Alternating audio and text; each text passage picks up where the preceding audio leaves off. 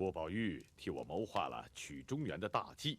长胡子，今天初次见面，你想对我说点什么？臣以为，天下可以马上得知，却不可以马上治之。你说应该怎么治理天下？以儒教治国，以佛教治心。什么？你能不能说得详细点？大汗，我南河营地来人了。你没看见我正在向耶律楚材先生讨教治国之道吗？退下。大汗，有紧急军情。什么事？北疆的林木中百姓叛变了。林木中百姓进攻我们留守的营地了吗？那倒没有，是通阿部塔尔浑夫人扣押了霍尔之万户和糊涂河首领。到底是怎么回事？说清楚。来人说，霍尔之万户从南征前线回去以后，到林木中巡视。他跟糊涂河首领说，他要选30个美女的事。糊涂河首领特意为他招来部落青年女子集会，供他挑选。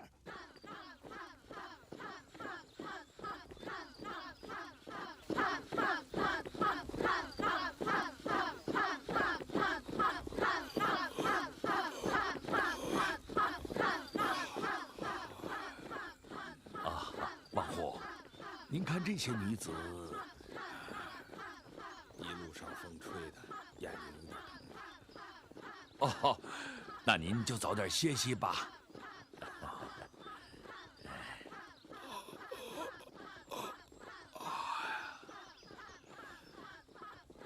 这儿离塔尔浑夫人的图麻布还有多远呢？哦，不远不远。万户，您真是好眼力啊！他那里的女人个个都像塔尔浑夫人一样的美呀！好。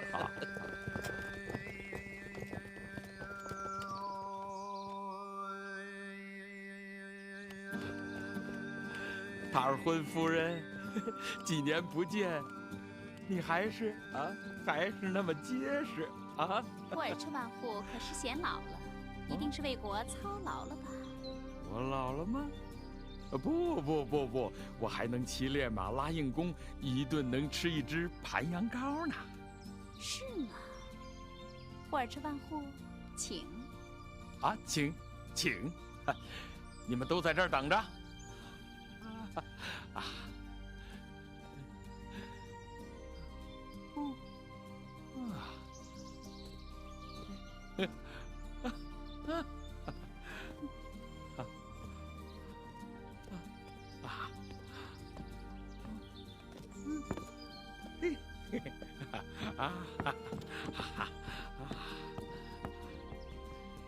请。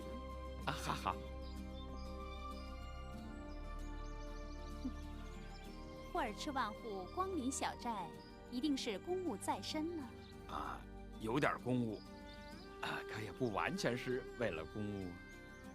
哦，万户，您想必是要人参、黄芪、天麻，还是想要兽皮、瘦肉、槐树枝？只要您开金口，小寨一定倾其所有。这些我都不需要，我是要人呐。要人？万户想必是来扩军，要多少，小寨一定效劳。塔尔浑夫人没有听说过成吉思汗答应我在国中选30个美女的口谕吗？听说过。怎么，万户还没有选齐？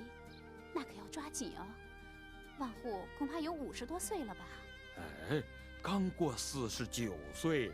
其实我比塔尔浑夫人大不了多少啊。霍尔之万户的意思是要在小寨的女子当中选一选了。真是这个意思啊！夫人当然是首选了，一刻不反二主，其余的29名都在你部里挑选吧。万户这么看得起我？夫人天生丽质，6年前初次相见，在下就十分的仰慕，久久不能忘怀。至于你部里众多的美女，就如天上的云彩一样多，一样亮丽呀。好吧，您先休息休息，喝点我们这里人最爱喝的华树汁，养养精神。我马上把全部落的女子都找来，不要把哪一个漏掉啊！太谢谢了，夫人想的可真周到啊！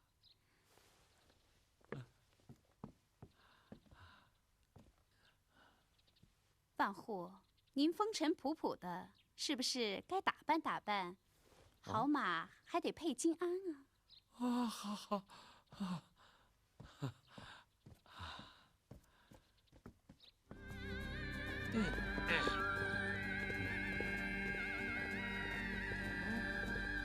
啊，好，好，好，哎呦，好好，好啊，啊，霍尔赤万户，能挑出30个吗？啊，能啊，300也行啊。怎么？你要挑300？哎啊！可惜，太可惜了。可惜什么？我当时要向大汗要求选300个美女就好了。那有什么？您就挑300吧。哎，不，大汗的口谕，我只能遵从，无权修改。还是先选30个吧。人呢？塔尔婚夫人。塔尔婚夫人，塔尔婚夫人，塔尔婚夫人，塔尔婚夫人。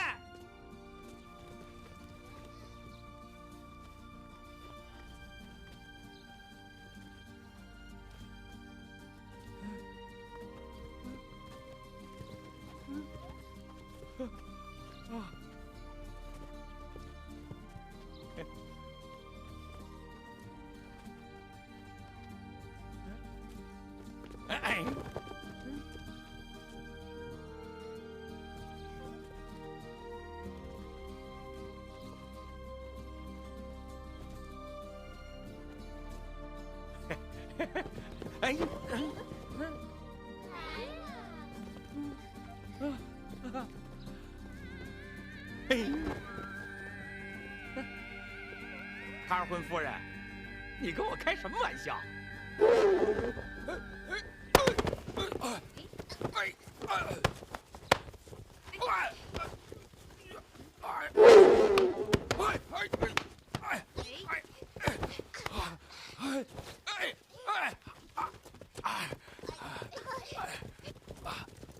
塔尔婚夫人，你这是为什么？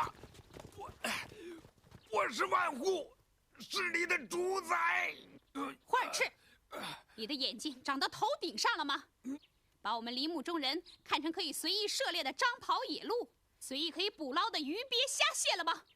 先把他给我关起来！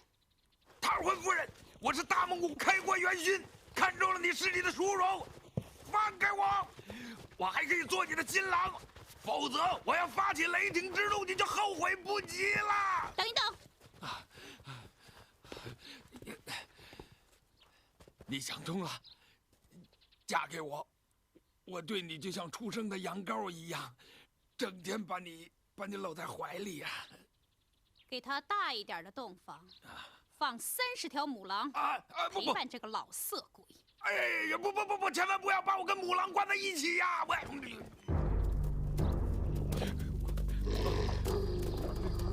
快把这些狼赶走！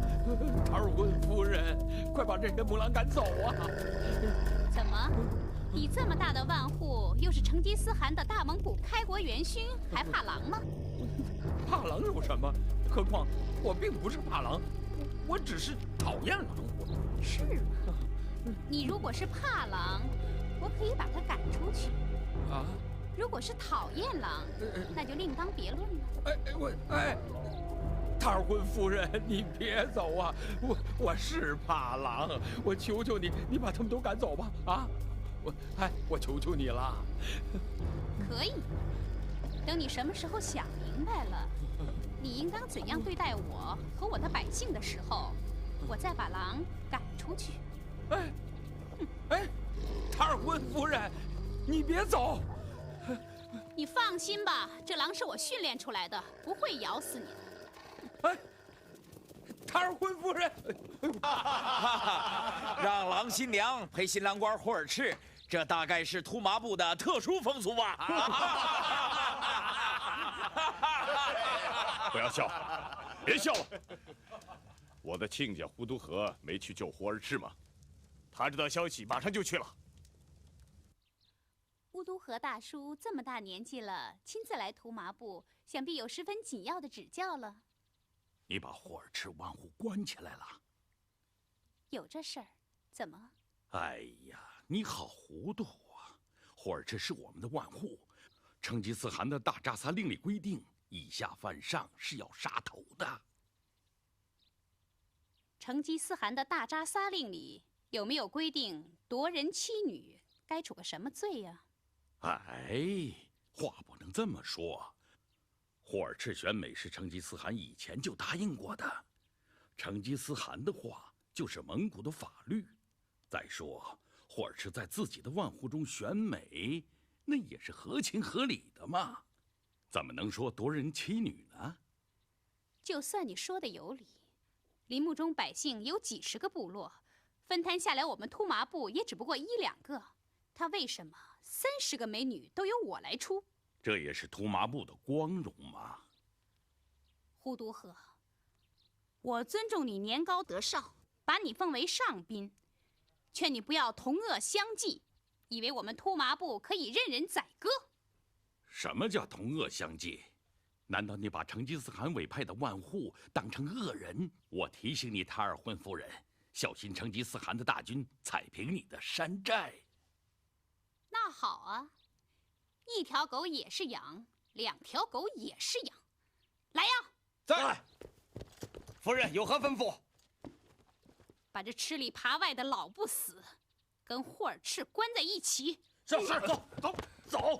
塔尔浑夫人，我是成吉思汗的亲家，你这样对待我是会倒大霉的。带走，走。进。哎，呼都河，你怎么也给关进来了？哎，还不都是因为你呀！这个女人呐，别看她长得像仙鹤一样的美丽，这干起事儿来呀，就像秃鹫一样的凶狠。不见得吧？我这几天想出点门道来了。你别看塔尔浑夫人外表啊像饿狼一样的凶狠，哎呀，可这心里像绵羊一样的柔顺。什么？这叫柔顺呐？你是不是有毛病了？哎，他只是把30条母狼和我关在了一起，并没有杀我呀。你说这是为什么？你说为什么？他是舍不得我。他不想一刀宰了你，是想慢慢的把你折磨死啊？是吗？不会吧？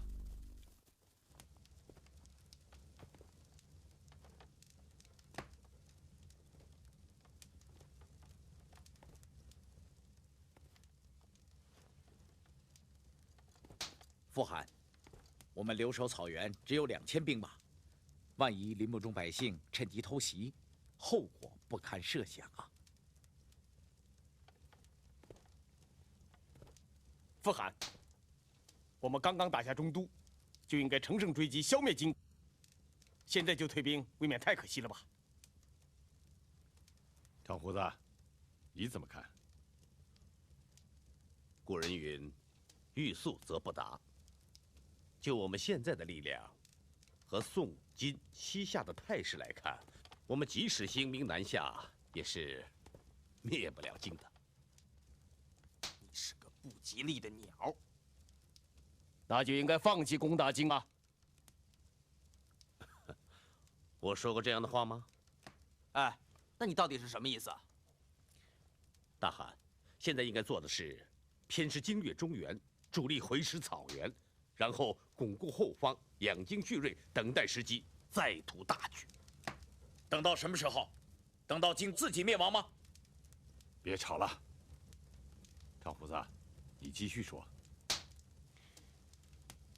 要等到荆同宋、荆同西夏他们都打起来，让他们相互消耗、三败俱伤的时候，到那时，我再像郭宝玉说的那样，先取西南的诸藩，再联合宋一举灭亡荆。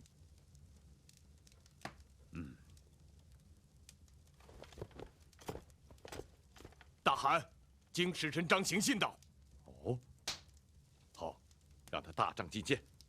是。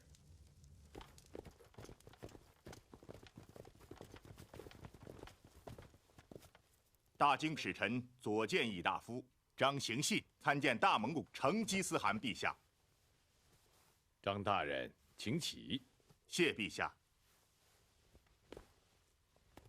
上次我派的千户阿拉钱去开封觐见你们那个叫完颜守绪的皇帝，提出了议和的条件。你这次来是想给我一个满意的答复吧？当今圣上以为陛下议和的条件过于苛刻了，恕不能接受。那你还来干什么？来表达求和的诚意。哦，我倒要看看你们的诚意怎么表达。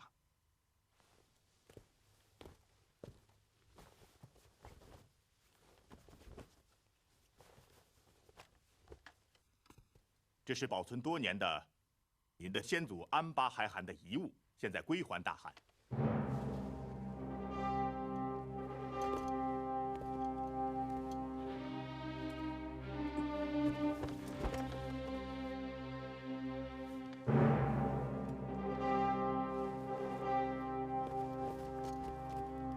张大人，据我所知，你们保存蒙古先祖安巴海汗的遗物，是为了经常炫耀你们所谓的武功和天威，这是对我们蒙古不可容忍的羞辱。所以皇上才派下官远道专程奉还。不必了，你将安巴海汗的遗物带回去，给我供奉起来。有一天我会自己带兵到开封去取。可以，只怕你的战马过不了黄河。你等着，看看什么天堑可以挡得住我蒙古的铁骑。如此说来，我只好回去禀告皇上，成吉思汗不想议和了。想，条件是你们必须答应把山东、河北和我没来得及打的州县割让给我。说完了？没有。你们的那个小皇帝必须去掉皇帝的称号，我封他当河南王。大汗，你不觉得太无理了吗？无理？哼！18年前，你们的丞相完颜襄只封了我一个扎乌提狐狸，比牛粪值不了多少钱的小官儿，可我一张嘴就封他一个河南王，比我的兄弟儿子的领地大得多。哼，够慷慨的了吧？那好吧，大汗既然无意讲和，我只好在黄河南岸恭候您的铁骑了。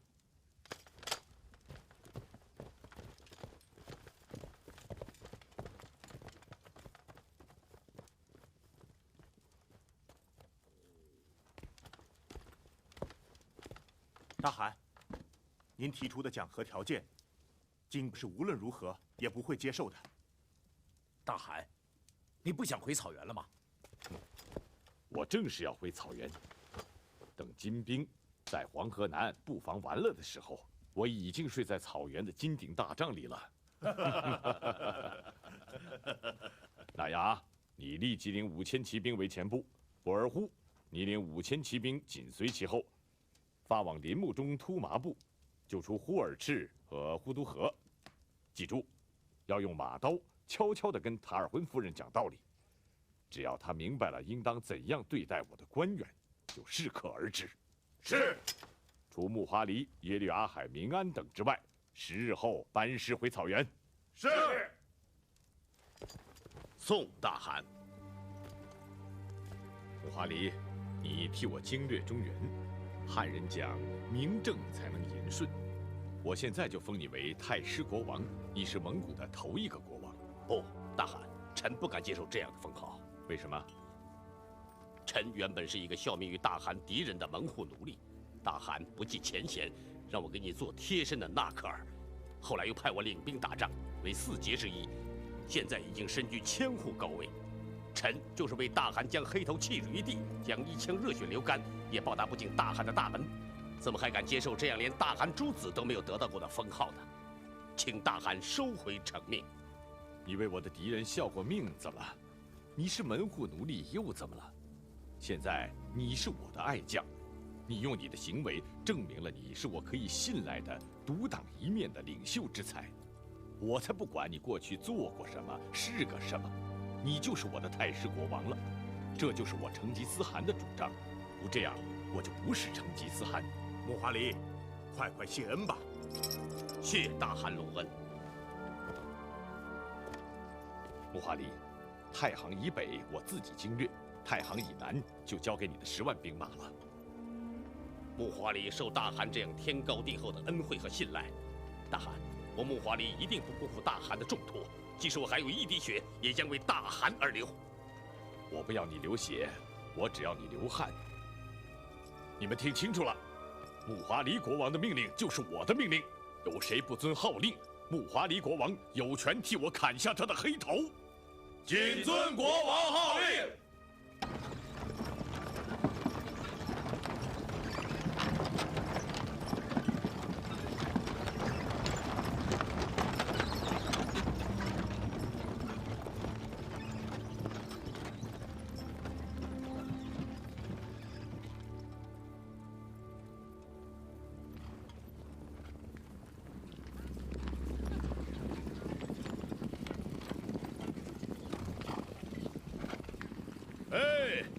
纳雅将军，南飞的群雁又回到草原上来了啊！朱师太老将，您还像不老青松一样健康？老夫人和大妃他们都好吗？都好，都好。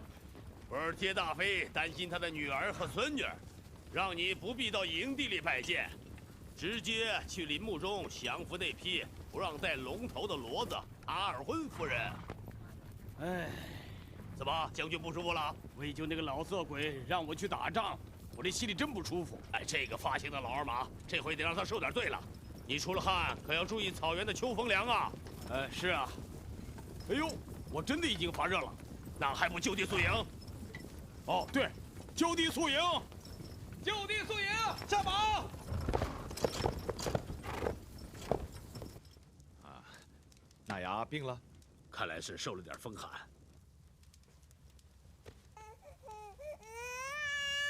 真的？是的。生病了，怎么会不是真的呢？你倒是对纳雅恩仇必报啊！你又怀疑他了吧？好，我用人不疑，疑人不用。传我的口谕，让博尔忽后队变为前队去降服托马布。派博尔忽？他是不是太年轻气盛了点儿？他已经长大了，在母亲的4个养子里，只有他是4杰之一，他能够担此重任。是有人在大汗面前推荐我的，还是大汗自己想到我的？是大汗自己决定的。哼，为霍尔赤选美惹出的麻烦去打仗，我真不情愿。不过既然是大汗的命令，我也只能服从了。博尔忽，塔尔浑夫人可是女中豪杰，你可千万大意不得呀！哼，我一定亲手把她抓回来。不过让霍尔赤占了便宜，就像打了一只梅花鹿，喂了狗。哎，走吧。传令下去，拔营上马，向图麻布进发。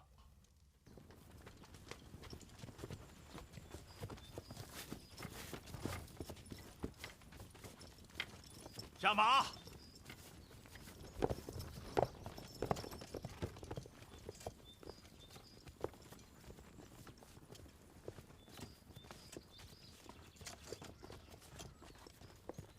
我们迷路了，回去重新走吧。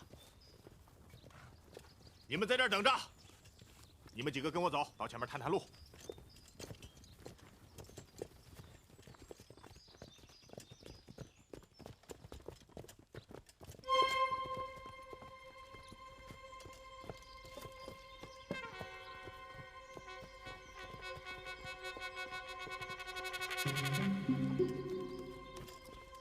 这叫什么鬼地方？看我逮住那个妖婆子塔尔浑夫人，我一定把她剁成肉泥！波尔虎，你不是要把我剁成肉泥吗？我先让你变成刺猬。放箭！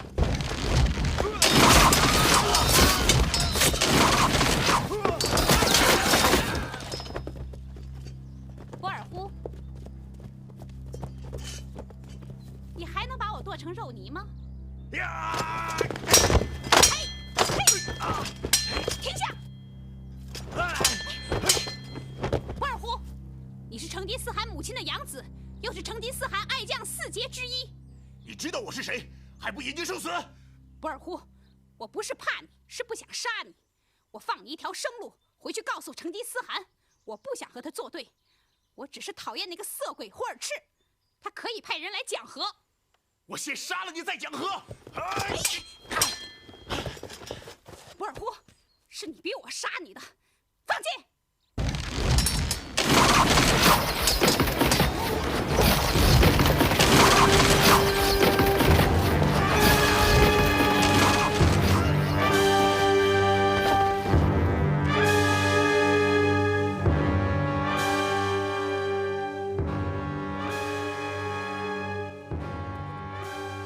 塔尔浑夫人，我们去把他的部下都杀光了吧，免得有人回去给成吉思汗报信儿。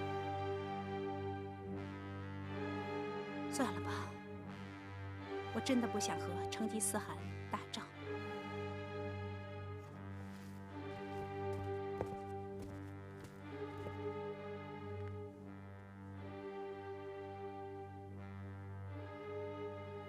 波尔虎弟弟壮年身亡，都是我的过错，我不该派他去啊。韩兄，母亲知道了会难过死的。大汗，千万不要告诉母亲。只好先瞒着他了。大汗，塔尔浑如此嚣张，让我领兵荡平突麻部，为博尔忽报仇。大汗，突麻部再强悍，也不过是借选之机，只要选派一员得力战将，也就足够了。大汗，波尔忽是为我死的，我去，我要为他报仇。大汗，纳亚阿将军足以担当此任，不过他此去，并不是为博尔忽将军报仇，而是为了征服林木中百姓的人心。突麻部不过是个小小的部落，消灭他们并不难。但是此次叛乱是由霍尔赤万户选美引起的，他一定要娶塔尔浑夫人为妻，并要在一个突麻部强娶30个妻子，才激起兵变。林木中百姓对此事前因后果是了如指掌。如果大汗宽容了塔尔浑夫人，那么林木中的百姓就自然会人心归顺。如果大汗要是逞一时之怒之勇消灭了突麻部，那么林中百姓虽然惧怕了大汗，可心里并不向着大汗。一旦大汗再有远征之举，林木中百姓再闹出事来，可就是大事了呀。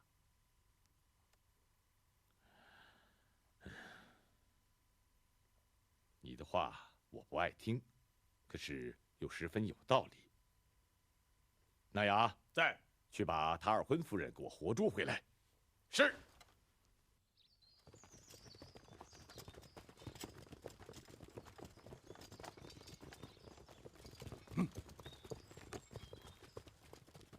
你们兵分5路，悄悄地上山，从5个方向把山寨给我包围起来。是。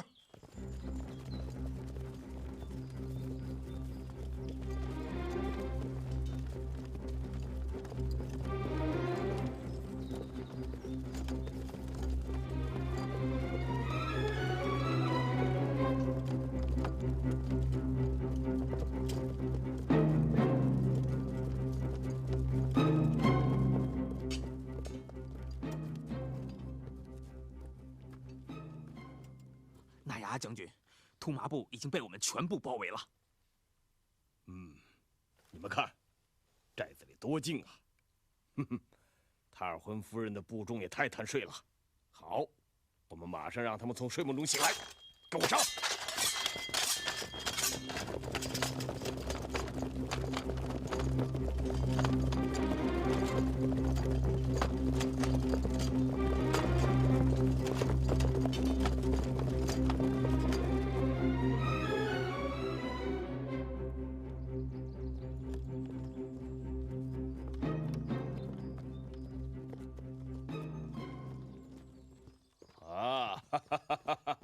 这不是塔尔昏夫人吗？你杀了我吧，可我希望你留下我的百姓。夫人误会了，我是奉成吉思汗旨意，请你去老营议事的。无论在哪里处死我都一样，你就不必假惺惺的了。塔尔昏夫人，我可是一片诚意。这就是你的诚意。把他们都放了。现在该是吃饭的时候了。还不走？快走啊！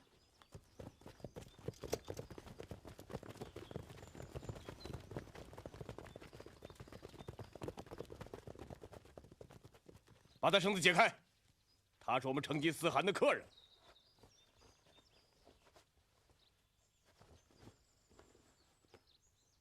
好吧，我跟你走，你留下我的部众，要杀要剐，随你们的便。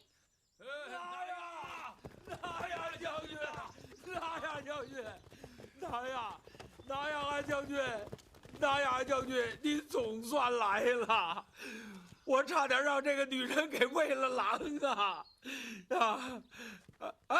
你怎么不把她绑起来呀？她可是吃人的母狼啊！火赤，你没让她喂了狼，也许不是个坏事呢。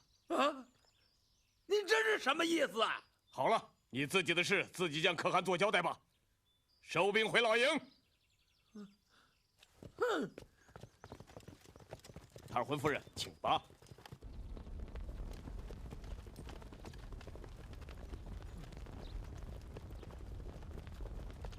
参见成吉思汗。那牙，起来吧。听哨探报告说，你兵不血刃就降服了托麻部，我一定不会忘了你的功劳。谢大汗。糊涂和亲家，快请起。你不顾个人安危，去图麻部援救我派去的万户，证明了你是我最忠心的亲近和爱将。谢大汗。塔尔浑夫人，起来吧。大汗，请杀了我吧！我关押了你的2位大臣，射死了你的异姓兄弟，本该一死。不说这些，今天是喜庆的日子嘛。大汗，我宁愿光荣的去死，也不愿意屈辱的活着。我已经想好了，快起来吧。大汗，都是因为我的错，造成了图马部的叛乱，伤害了太后的养子博尔忽。大汗，您惩处我吧。你是罪在不赦。你知道不知道，博尔忽战死的消息，我到现在都不知道该如何向母后交代。我真后悔，我当初答应过你选30个美女的那句话。大汗，我以后再也不提30个美女这件事儿了。不，我一言九鼎，不会更改的。啊？我……你们受苦了，我已经准备好了最好的马奶酒给你们压惊。我宣布2件喜事，一件是林木中的所有部落几经周折，终于同我们亲如一家了。另一件是由我做主，将塔尔浑夫人许配给了我的亲家翁呼都河。塔尔浑夫人，现在你可是我的亲家母了。为了大蒙古亲如一家，请干了这碗酒。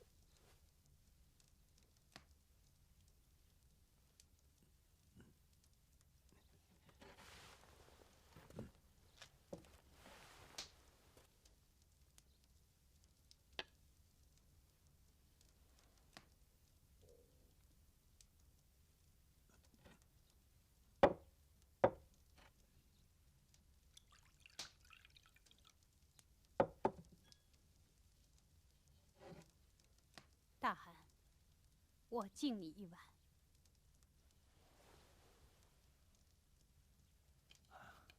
干嘛这么死气沉沉的？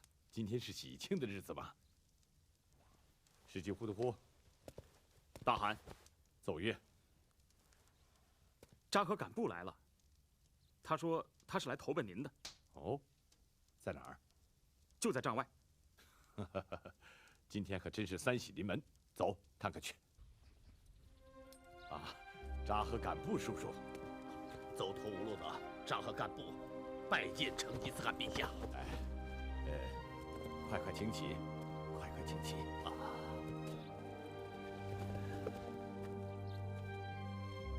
我还记得，就在王罕把我们赶出了家园，我派别的古台去黑林请求王罕收兵的时候，是你让别的古台转告我不要轻信王罕，保护了别的古台逃出桑昆的拦击。只这2件事，这样的恩德，够我成吉思汗报答一辈子的了。成吉思汗，这样我怎么当得起呀？我为了我哥哥和侄子对你所犯的罪恶，我一直没脸来见你呀。这些年来，我和托黑托阿父子到处漂流，过的不是人过的日子啊。几次我都想一死了之，可是我还有一个出世以后还没有过过正常人日子的女儿。过来。啊，听说扎和敢布叔叔有个如花一般鲜艳的女儿，叫梭鲁贴，就是她吧？小女子拜见大汗。大汗，如果您允许，我愿意将这孩子献给大汗，侍奉珍惜。不，对这孩子来说，我的年纪太老了。大汗，您是嫌弃他？不，我是敬重您，爱惜他。托雷是我的幼子，按蒙古人的习惯，他将来是我的手造之人，我来做主。把苏鲁贴收为托雷的正妻，永远不再更改。大汗，这样的殊荣，我可真是受之有愧呀。这么说，你是愿意的了？不知道苏鲁贴是不是看得上我的托雷呢？全凭大汗做主。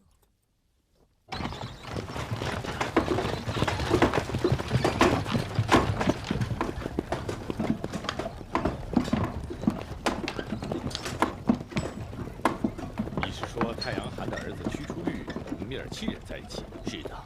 那么托黑托阿现在什么地方？托黑托阿几年前让苏布泰将军给杀死了。他的儿子胡都同他的兄弟们在原来的乃蛮西部边界又收集了许多的部众。父汗，这些工匠就是刚刚从中原带回来的。好。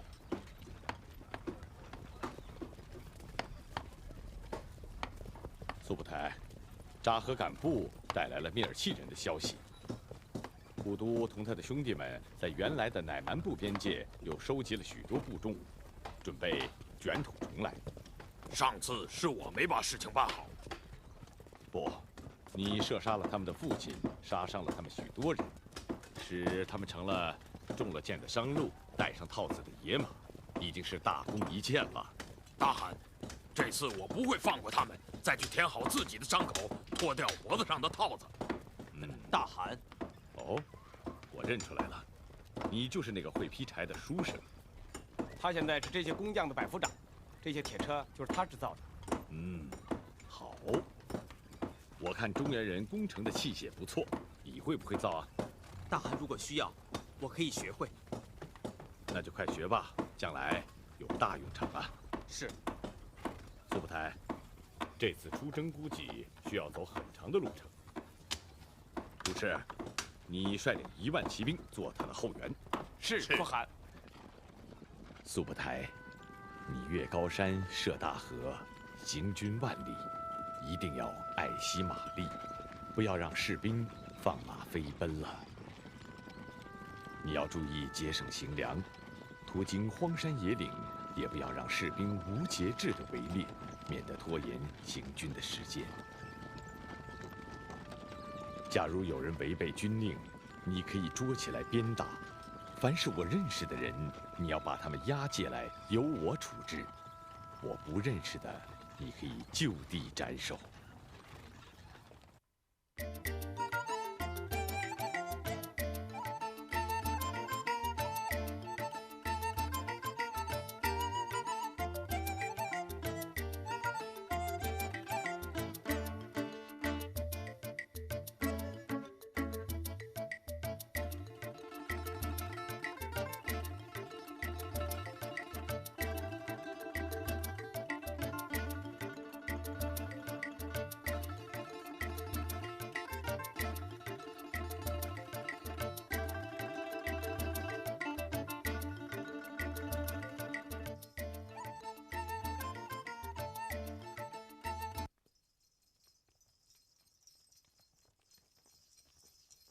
伟大的、至高无上的国王陛下，万寿无疆。查清楚了吗，我的儿子？那些常常袭扰我们疆界的是米尔契人吗？他们在哪里？是的，父亲，就是那些无恶不作的盗贼。听说他们的首领叫做呼都，是从草原上流窜来的恶人。各位将军，请听我号令：英勇无敌的勇士们，为了保卫我们伟大的、富饶美丽的家乡，我命令你们同你们的王储一起，把那些滋扰我们边界的米尔契人杀得一个不剩，包括妇女和孩子。妇女和孩子也要杀吗？你今天这是怎么了？亲爱的将军，你应该明白，那些孩子长大了也会成为我们的敌人，而那些妇女将会不断生出这样的敌人。执行吧。是，国王陛下。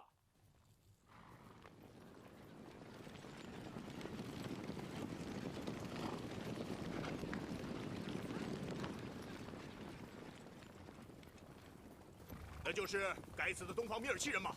是的。英勇无敌的士兵们，我以我们国王的名义命令你们，把山下所有的米尔契人杀得一个都不剩！冲啊！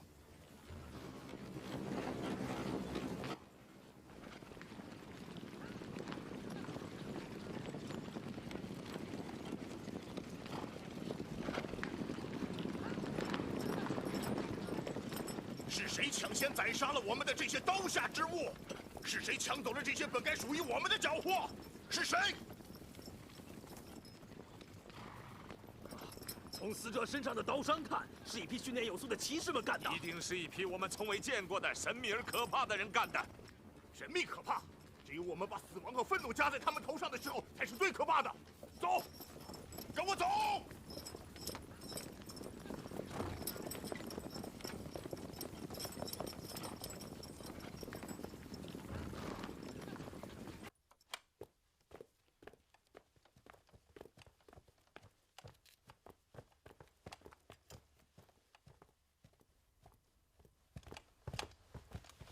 乃蛮部太子屈叔律求见西辽王陛下。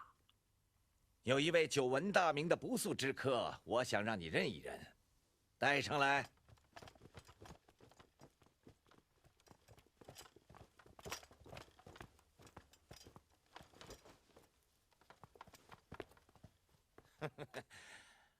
我看这个马夫才是屈出律太子。我向上天发誓，我绝不是有意欺骗伟大的西辽王，只是小人从蒙古人刀下死里逃生，初到西辽不知虚实，才出此下策。望陛下以博爱慈悲之胸怀，宽恕我这有罪的灵魂吧。太子请起。我的独生女儿浑乎公主到观音阁给菩萨降香的时候，便发现你相貌不俗，举止高雅。父王，这有什么可害羞的？屈出律，你明白了吗？本王想招你为驸马。岳父大人，岳母大人，上天可以作证，浑乎公主如此垂青于患难之中的屈出律，屈出律今后如有半点不忠，魔鬼会把我投进万劫不复的炼狱。好，那我们就一言为定。我没有儿子，只有这一个独生女儿。在你和公主成婚之后，你就是我王位的继承人。你和蒙古人的仇恨，就是我们西辽的家仇。不过，单靠我们一个西辽的力量是打不败蒙古人的。我派你出使我们的邻邦，那是一个强大的、有着为数众多而且骁勇善战的军队的城邦。只要他们同意支持我们，那蒙古人的末日就要到了。多谢陛下再造之恩。太子殿下，陛下对您可是太器重了，连我一个您的马夫都封为将军了。正因为这样，他才不配当国王。您说什么？他比我父亲还糊涂。如果我早一点把我的父亲从太阳寒的宝座上推下去，自己来指挥这场同蒙古人的战争，那么现在也许流浪的是成吉思汗了。这次也许是我报仇复国的最后一次机会了，我可不会再犯上次的错误。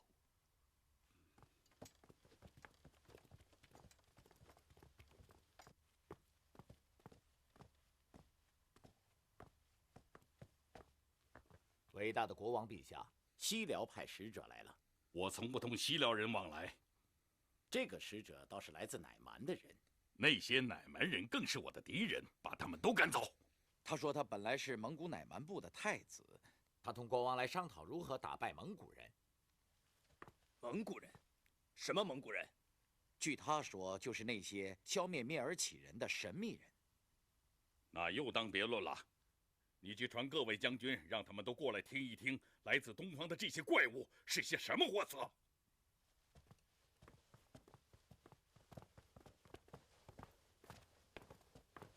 驱除律拜见，尊敬的国王陛下。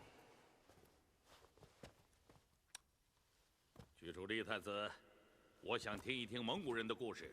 蒙古人都是一些不懂得吃粮食，只以牛羊甚至土拨鼠为食物的吃生肉的不开化的野蛮人。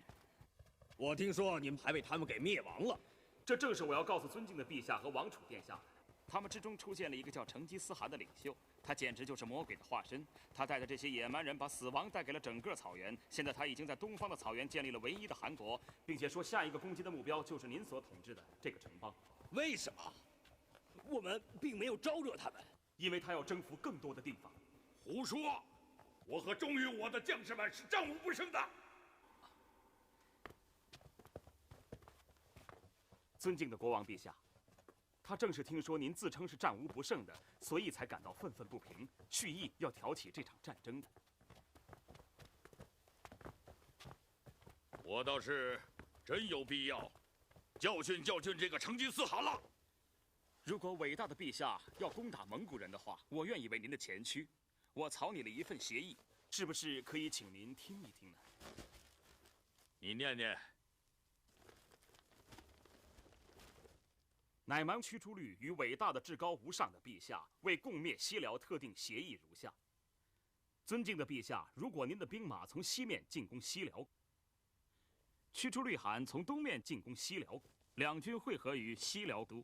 等一等，这好像不是谈论消灭蒙古人，而是进攻西辽。接下来就是，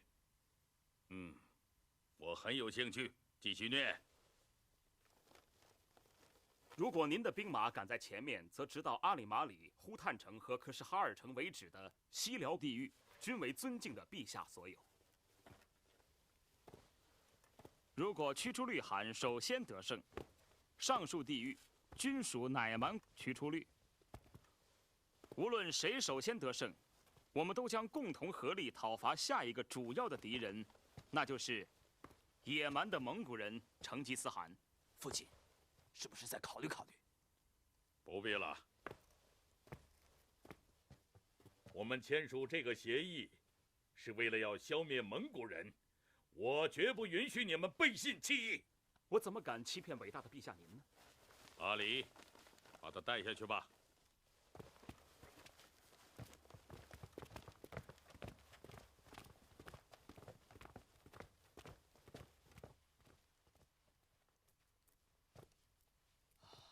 父亲，这个驱除律本来是东方乃蛮部的太子，亡国之后逃到了西辽，西辽招他为驸马，可是他却出卖了西辽王。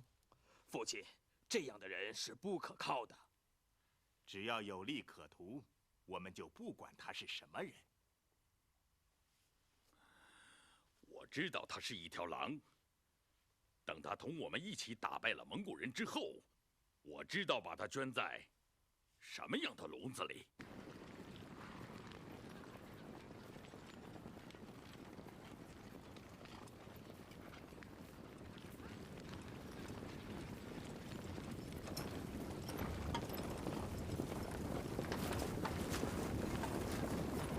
我的爱婿，我们的邻居，他们不讲信义，派兵打来了。我们只好把替你报仇的事儿放一放，先对付来犯的这个强敌。我把军队都交给你来统帅。是，父王。西辽的将军们，你们听着，驱除律就是你们的统帅，你们要像服从我一样服从他，听明白了吗？明白了。好，退下。是。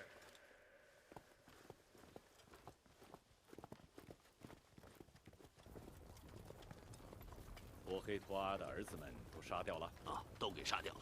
只留下了托克图阿最小的一个儿子。怎么回事？傅寒，是我让留下的。为什么？他不仅能百步穿杨、百发百中，而且还能用后面的箭射中前面箭的箭杆，使两支箭同时穿过箭靶。我看他是个人才，我才把他留下的。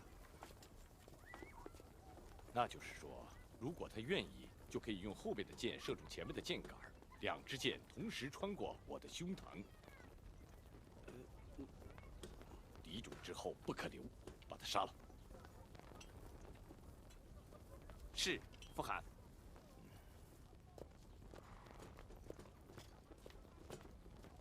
那个乃蛮太子屈出律呢？他，在我们追赶上蔑尔契人之前，他就带着为数不多的部众投奔西辽去了。听镇海说，西辽在很远的地方，要想到达那里，要走很远很远呢。要不要我的铁车军再走一趟呢？你该回自己的乌鲁斯休息休息了，把这个光荣让给哲别和郭宝玉吧。好吧。哲别，郭宝玉将军，为了将来我清帝攻打京，我必须有一个可以安稳睡觉的地方，所以必须消灭驱除律。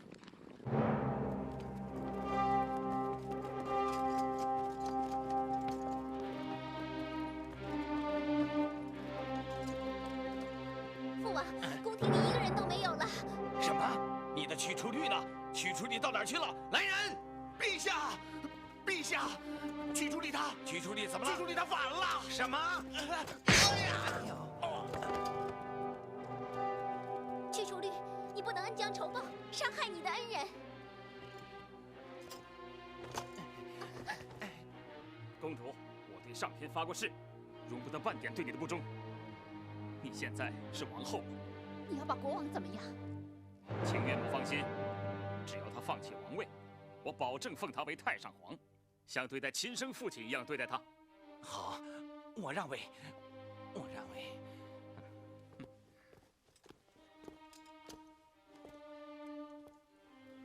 该我拯救西辽吧。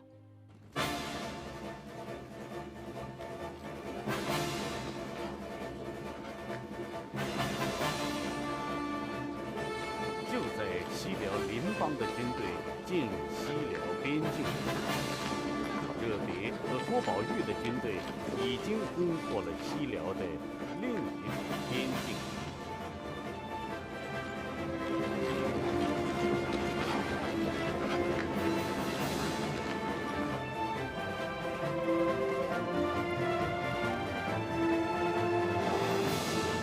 大家不要紧张，蒙古人是从南道而来的，他们已经精疲力尽了，没什么可怕的。只要大伙儿坚持住，打完这一仗，我一定向国王跟你们请功。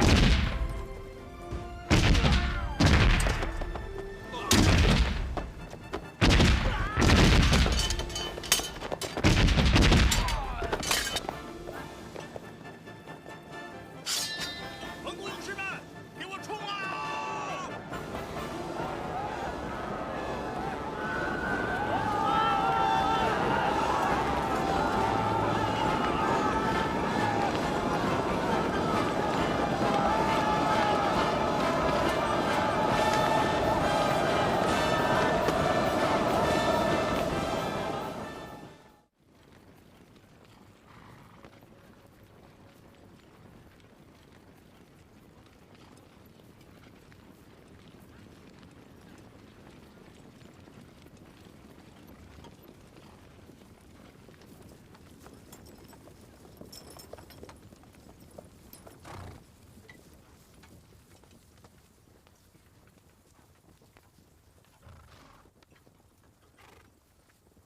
我想大人，据探子来报，驱除律已经攻下了西辽都，当上了新的西辽王。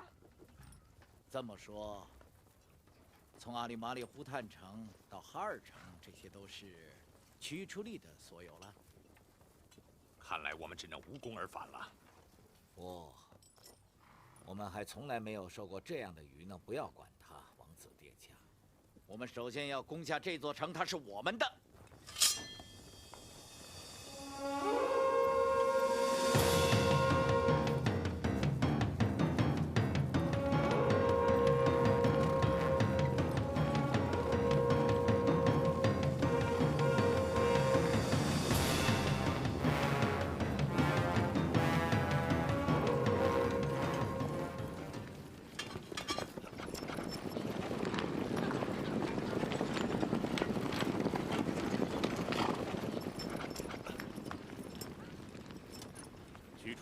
小子，仗打得不怎么样，可腿比兔子还快，又钻进胡坦城了。我们已经离开家乡快2年了，要啃下这块骨头，少说还得半年。不知道又有多少人回不去家了。未必如此啊。去除率慌不择路，误入歧途，死期不远了。你是算命的方士呢，还是跳绳的萨满？去除率为了抵抗我们的进攻，他就逼迫这里的百姓去满足他的要求，敢不服从的就抓人烧房子，甚至把不顺从的人活活钉在大门上，当街示众，不让收拾，而且让兵士们一人住进一户百姓的家里，奸淫掠夺的事时有发生。失民心者失天下，这个去除率已经走上绝路了。那又怎么样？回去吧，晚上我自有道理。走，走。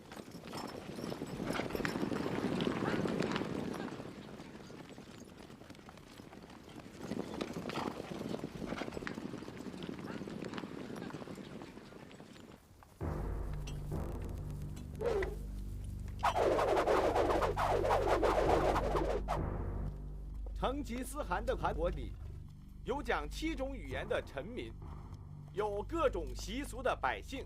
蒙古人说，每个人都可以有自己的习俗，可以保持自己祖先留下的规矩。蒙古人是奉成吉思汗的旨意来解救我们的，他们的敌人是驱除率，绝不侵害呼坦城的百姓。那还等什么？先杀了在我们家里无恶不作的乃蛮人，再打开城门放进蒙古人。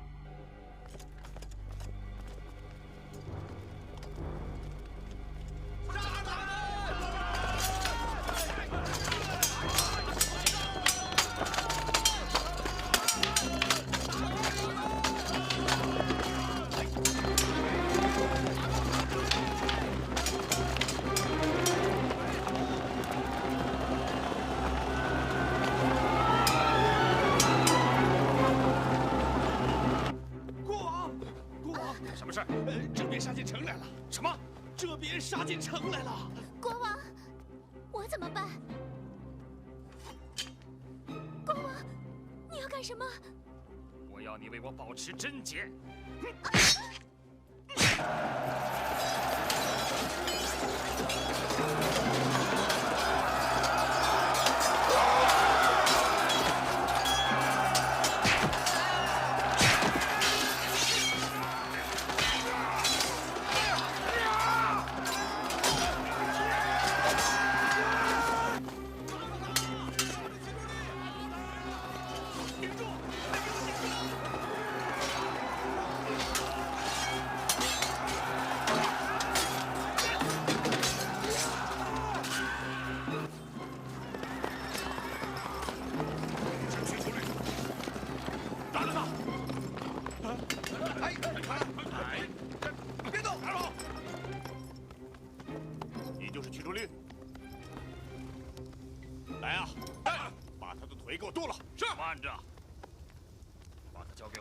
百姓们处置吧。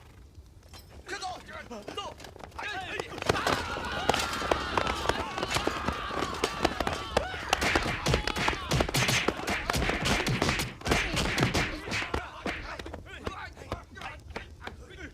让城里的蒙古兵全部撤出城，不派兵守城。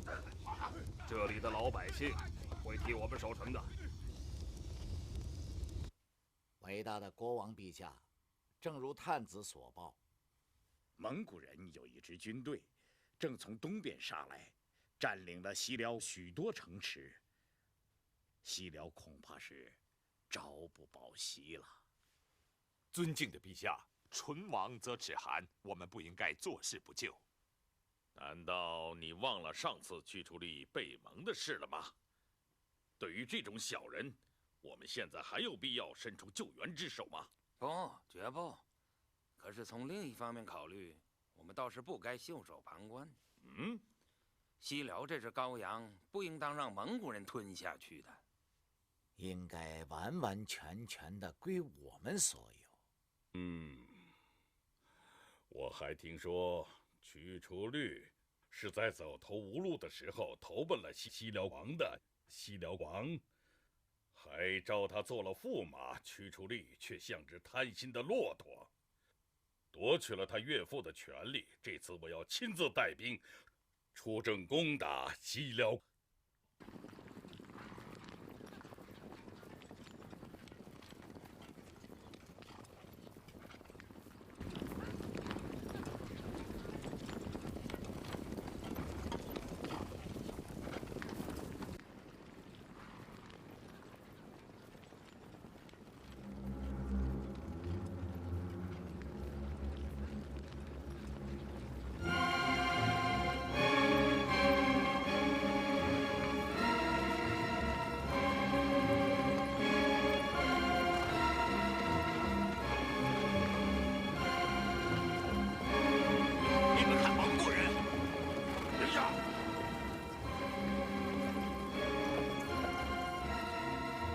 先不要动，出了西辽，我们没同别人宣战。我先去问问他们的来意。走。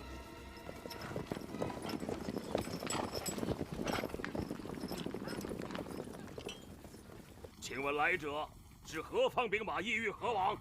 小子，我们是谁，没有什么必要向你通报了。反正无论你现在是谁，过一会儿就会像其他蒙古人一样，将成为死尸的。每一次厮杀都会有人变成死尸的，士兵和将军都不能例外。不过，我们的成吉思汗并没有命令我们无故和你们交战。屈出律太子是我们的盟友，西辽又是我们的睦邻。你们来攻打西辽，要杀死屈出律就是冒犯我们。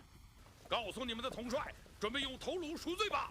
既然你们执意要打，那我们就奉陪了。哼！抓住他们，割下他们的耳朵！上！将军，我们是英勇的常胜军，不是无耻的窃贼。够了！你不要自以为是了，不要来教训我。算了，你们的火气还是向蒙古人发泄吧。左军右军散开，今天连一个给成吉思汗报丧的蒙古人也不必留下。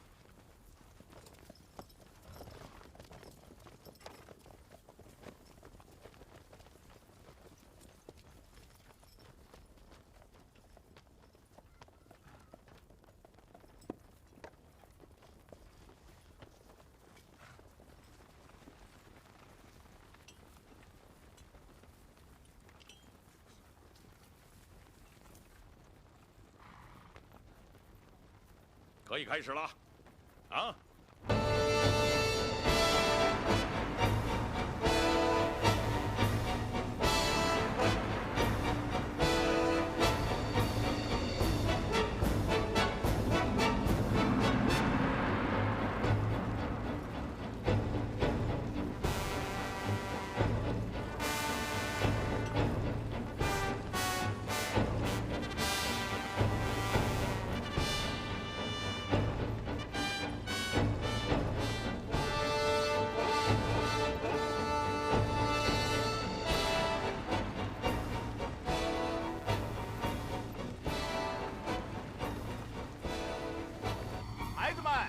远方的朋友们给我们带来了不少甘蔗、甜点心、葡萄干、瓜干，还有你们从来没有见过的香蕉、菠萝、姜汁、蜜枣。走吧，开开眼，去尝一尝吧。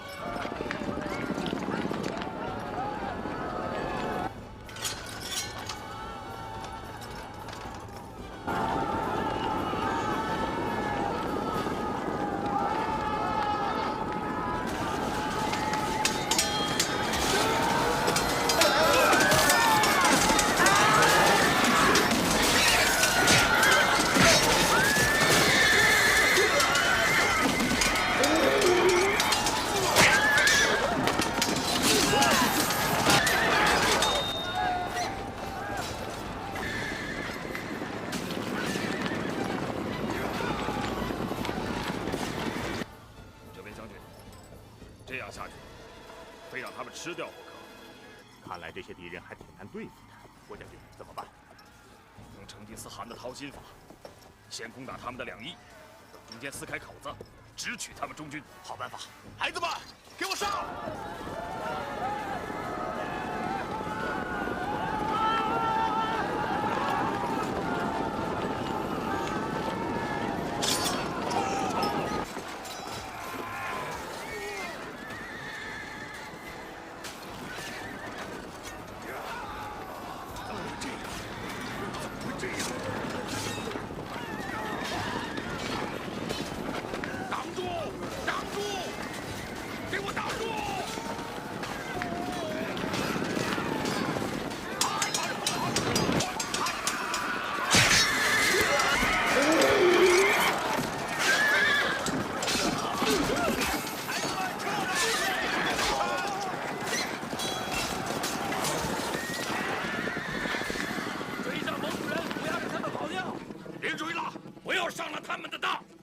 军部队上来再教训他们吧。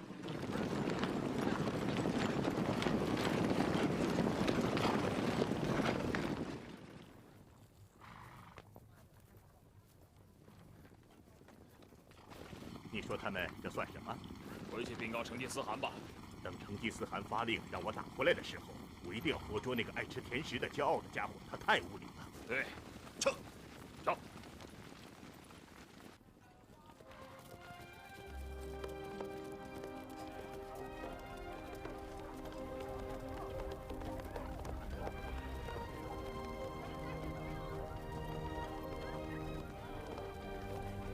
远方的客人，我们伟大的成吉思汗规定，凡进入我们境内的外国商人，一律发给凭证。不过有好的货物，应连同货主一起送到大汗报账，大汗会高价售卖。愿为大汗效劳。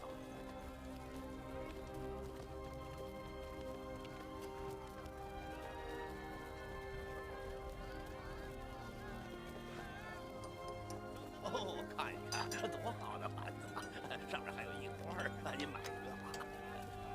伟大的成吉思汗，这种印花布叫什么？叫莫巴哈赤，是在非常非常遥远的地方一个叫莫巴哈赤的村子的特产。大汗喜欢吗？不错。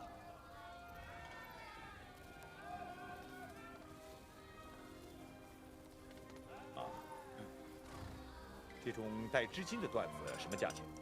每匹才卖30个金币，便宜吧？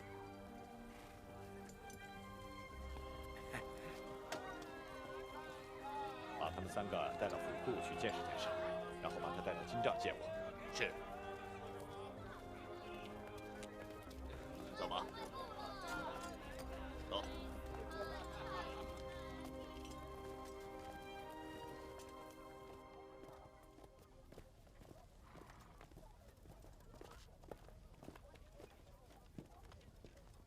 把他们带进来。带上人。大汗，跪下。大汗，你看见我的府库了？看见了。你看我还缺点什么呀？应有尽有，应有尽有。哼，你竟敢用高出10倍、20倍的价钱欺骗本汗！我小人该死，我该死。来呀，把他的货物全部没收，交给段事官胡丞相作为赃物分配。把这个爱撒谎的家伙给抓起来！是啊，走。大汗，大汗，你的货物什么价钱呢？我们闻听了成吉思汗的威名，所以将货物奉献给大汗您。你很会说话呀！你叫什么名字啊？我叫瑟曼德尔。瑟曼德尔。你不远万里来到我国通商，是一件好事，我不会让你受损失的。起来吧。每匹织金料子可以给你1个金币，每匹印花棉布可以给你1个银币。不，我们即使有胆量吃一只活的4脚蛇，也不敢收大汗您10倍的高价。这是鼓励你们常来常往嘛。把这位爱说谎的朋友放了吧。你的货物也按同等价格收买。大汗宽仁大度，就像最后的海洋一般，有广阔的襟怀。最后的海洋？那是什么？就是在我们家乡北面的一片浩瀚的海洋。我只知道有东海、北海和南海。还不知道西边的陆地也靠着大海。除了他说的最后的海洋，西面还有大西洋，那更是无边无际。我多想去看看西边的大海呀！大汗如果有兴致，小人愿意为大汗做前导。好吧，以后再说。塔塔统啊，把在蒙古通商的凭证发给他们。是。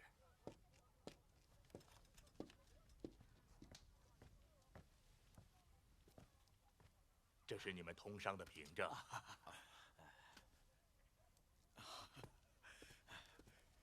谢谢伟大的成吉思汗。谢谢。好了，你们可以走了。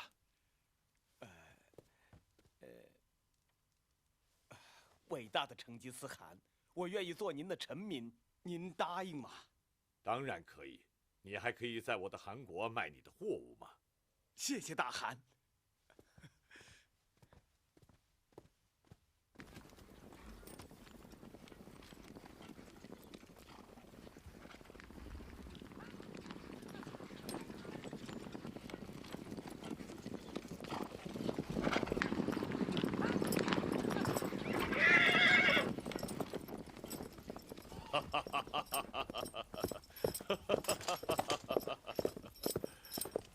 长胡子，你的马骑的可不如你的书读的那么好啊！将来到了战场上拼杀起来，你都赶不上我这个孙子木阿图干呐！啊！为什么让我上战场拼杀呢？什么为什么？上了战场你不拼杀，难道你还想临阵脱逃啊？那当然，我要是不逃跑，难道要去逞匹夫之勇吗？哦，原来耶律先生是个怕死鬼啊！苟且偷生的才是怕死鬼，我是不愿意死的一文不值啊！我看耶律楚材先生说的对。对什么呀？贪生怕死也叫对？阿爸，我也认为耶律楚材先生说的有道理。马图干，你敢反对你的父亲？哼，我是顺从祖父您的意志。是吗？你说说我是怎么想的？您请来耶律楚材先生是想用他脑袋里的学问，这样无谓的掉了脑袋，不是太可惜了吗？在我的儿子里面，最了解我的是吴阔台；在我的孙子里面，最了解我的是木阿图干。你们记着，在我统帅的大军之中，贪生怕死者杀，只有一个例外。耶律楚材在他认为生命受到死神追踪的时候，可以随时逃跑。谢大汗。你知道为什么蒙古人都喜欢蓝色吗？因为天是蓝的，中原的天就没有这么蓝。其他地方的天又会是什么样的呢？还有那最后的海洋，天也是这么蓝吗？大汗，我们应当派出一个使团结交那些西部的城邦，同他们友好的相处、结盟。这样，以后我们在经略中原的时候，就不怕西夏或者西辽了。有道理。草原的天虽然很蓝，但是物产过于贫瘠。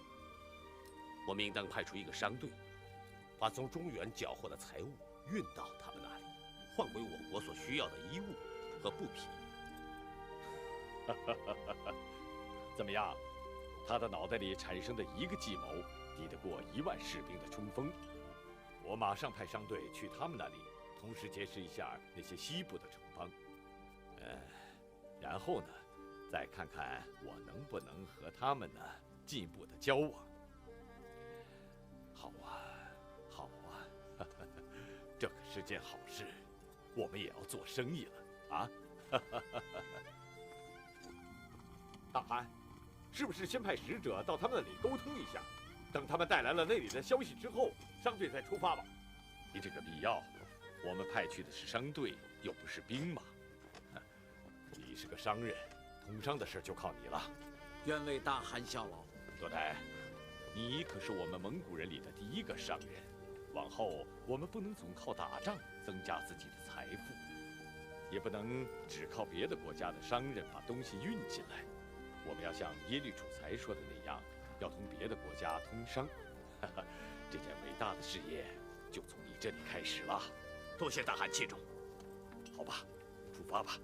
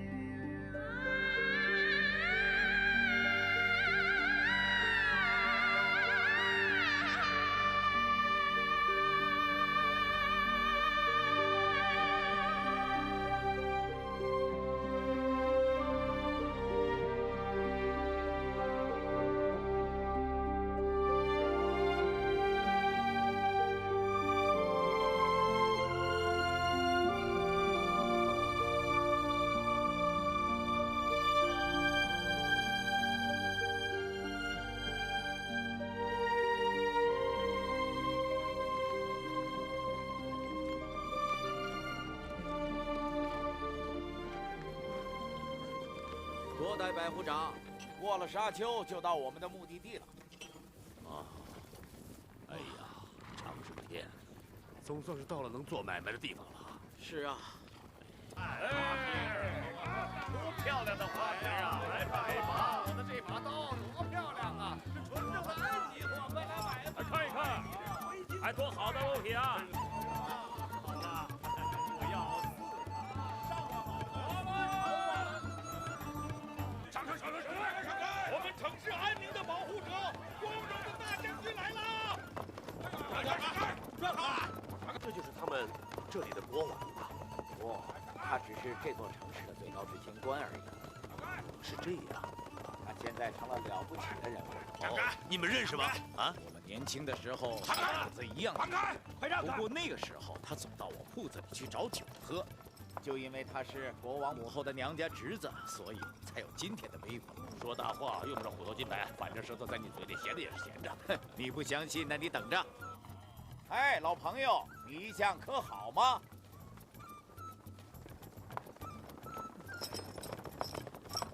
什么人敢直呼我们将军的名字？想吃鞭子吗？我高贵的骑士，我是你们长官的朋友，请把你的鞭子留给那些奴隶吧。我们将军说要看看你们的货物。怎么样啊，多代百户长？我说的没错，一会儿一定能够把我的货物卖上10倍的价钱。你忘了成吉思汗捆你的那回事了？不许胡说，一定要公平交易。开个玩笑又不用虎头金牌，玩笑吧，亲。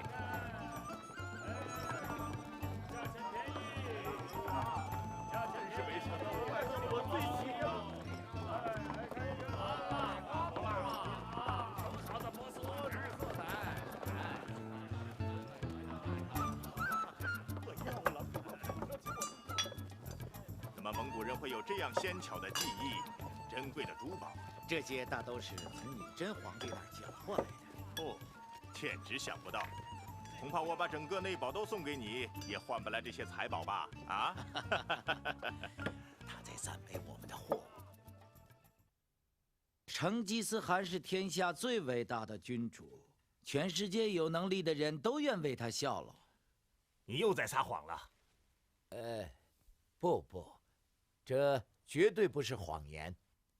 可你知道，只有我们的国王陛下，只有我们这个地方，才是最值得赞美的。老兄，依我看来，你一定是被过去的胜利冲昏了头了。不知道蒙古人有多强悍，我踏遍了多半个世界，我敢说，没有人能打败成吉思汗。喝茶吧。也包括我和我们的国王吗？你说什么？你不是说没有人能打败成吉思汗吗？我还是劝你一句，宁肯徒手去抓老虎，也不要去惹成吉思汗。真的吗？你惹了老虎，被吃掉的是你自己；而你惹了成吉思汗，那被吃掉的就不仅仅是你自己了。哼，我先吃掉你和这些金银财宝。什么？你不是在跟我开玩笑吧，我的老兄？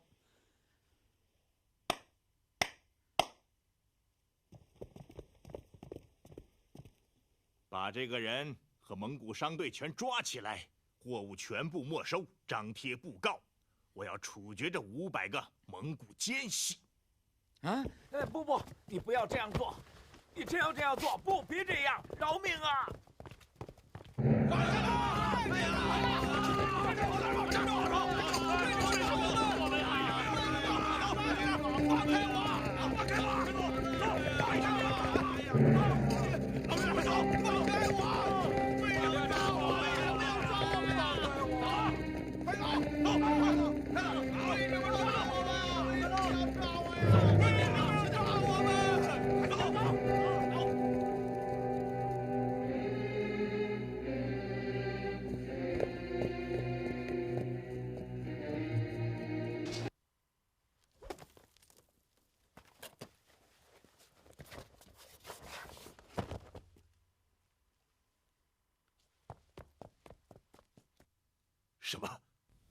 一你说什么？都死了，一个也没剩。守城官把他们带到了广场上，宣布是蒙古的奸细，一刀一个，把砍下的人头举起来给人们看，好惨呐！简直惨不忍睹啊！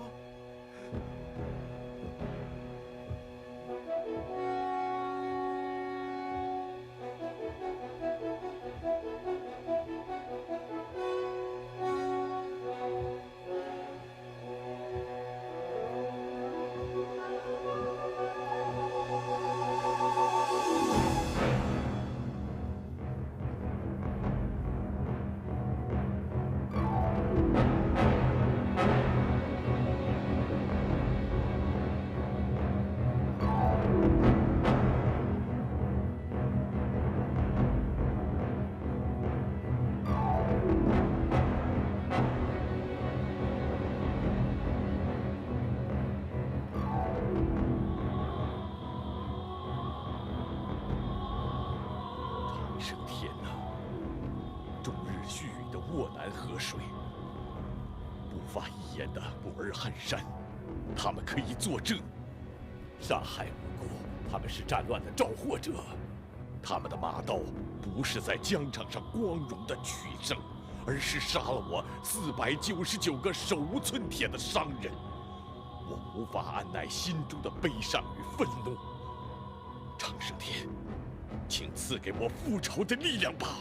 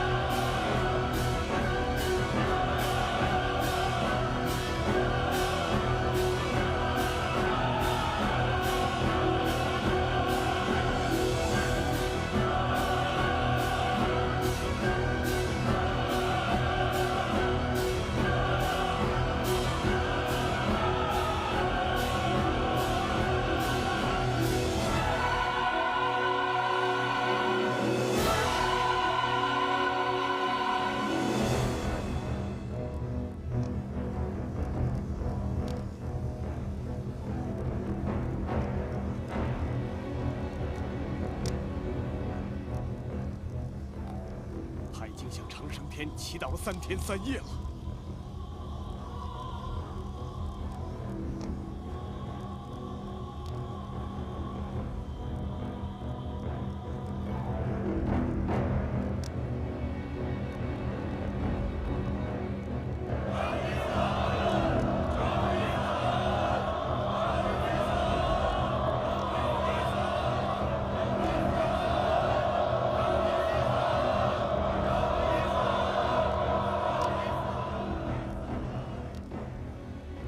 决定了，马上派使者出使交涉，要他们交出凶手。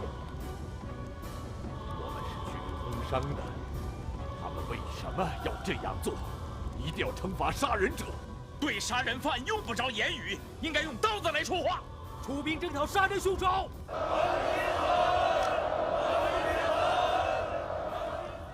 你们已经流了太多的血了。如果他们不承认过错，还不做出忏悔，我本人、我的兄弟、异姓兄弟、我的儿子、我的孙子的血，愿意和你们的血流淌在一起。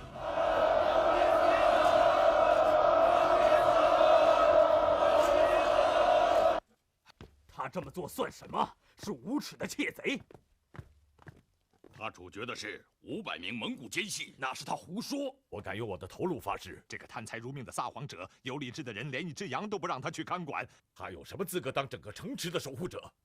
他不是有过战功的吗？可是他这次犯了大罪。他说过了，他处决的是500名蒙古间谍，把他撤走。即使是间谍，他杀500人，为什么不经过审问，不请示国王？这个贪财鬼杀了人家500人的和平商队，是任何一个有尊严的国家都不会容忍的。我们应该马上派人向人家解释。为什么？用不着害怕成吉思汗。我不是害怕，也没那么胆小，可蛮横无理并不是勇敢。伟大的国王陛下，太后召见你。我知道了。好了，就先说到这里吧。等我见到太后，再来议论怎么处置这件事吧。伟大的、至高无上的国王万岁！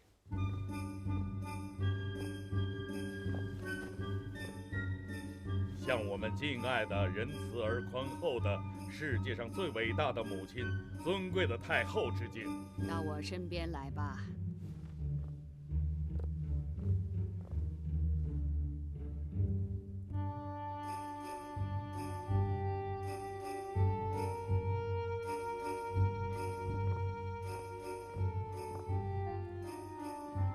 听说有人正向你进谗言。太后，是越货杀人的事。啊？我知道，一定是你那个卑贱的女人生的儿子别有用心地告诉你的吧？那是个和谗言一起降生的，与搬弄是非为双胞胎的孽种。他是由于惧怕蒙古人，又仇恨我的皇族血统的朱罕，才有意给我的皇族宗亲构筑罪名的。你们说是不是？是的。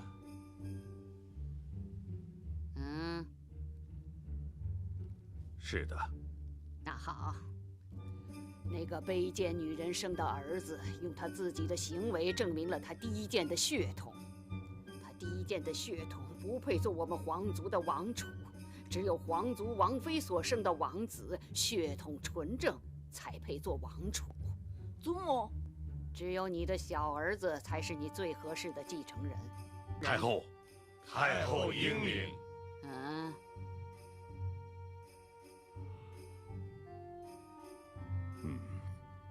很好，你记住，只有皇亲诸汗们才能够帮助你去征服那些蒙古人。去准备打仗吧，不要忘记你的辉煌。记住，我们是战无不胜的。现在征服蒙古人的荣誉在等待着你。你去吧。此次出使前去讨要凶手，怕是凶多吉少啊。大汗，也不尽然吧。你有办法吗？瑟曼德尔是他们那里的人，他熟知对方的风土人情，我看可以担当副使。对，他去可以保护使团的安全。正使嘛，可以派维吾尔人镇海将军担任。他去过好多地方。镇海有胆有识，足以担此重任。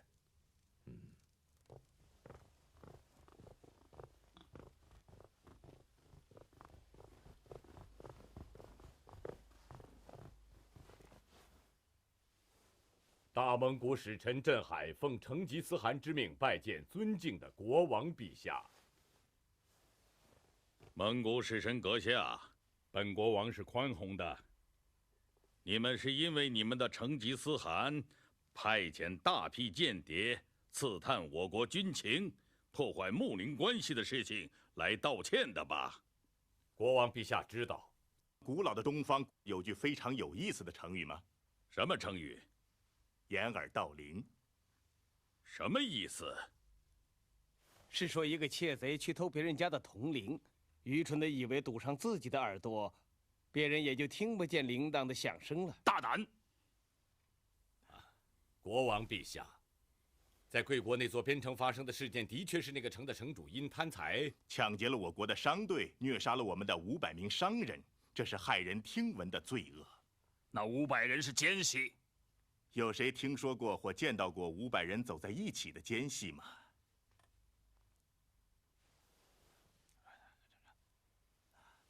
你就是那个杀人越货、图财害命的肇事者了。以国王陛下的明智，一定不难想象这个人的胡作非为。本使臣受成吉思汗的重托，强烈要求国王陛下将肇事者拿下。叫本使臣带回大蒙古发落，以证明国王陛下与此事无关，并表明和平相处之诚意，望国王陛下三思。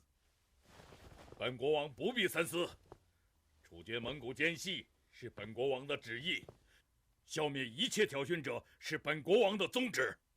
那好，陛下的这些话我会一字不漏地转达给成吉思汗。告辞。不能放他们走。你没有这个机会了，来呀！在，把这个奸细给我推出去砍了。是，到了。你们要干什么？我不是奸细，我是蒙古使者。那你就是假扮使者的奸细了。国王陛下，你听好，我警告你，明天成吉思汗的大军会把我鲜血洒过的这个可耻的地方夷为平地。走！等等，郑海，我让你跨进地狱之门以前，听清楚了。本国王的长矛所指，我们的军队所到之处，那些地方的统治者，他们都要闻我的衣襟。在我的一声号令下，数十万的长生军将所向披靡，你的那个成吉思汗根本踏不进我们这里半步。我就会给他在窝囊河源头找一块葬身之地，推出去。走走。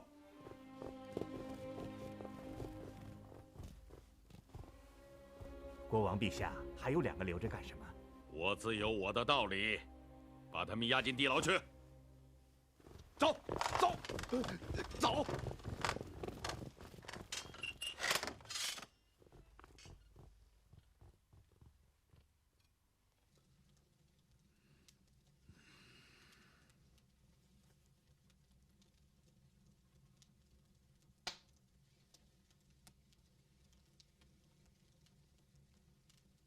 你们俩诈降做得很对，麻痹了那个狂妄的国王的。先去休息吧。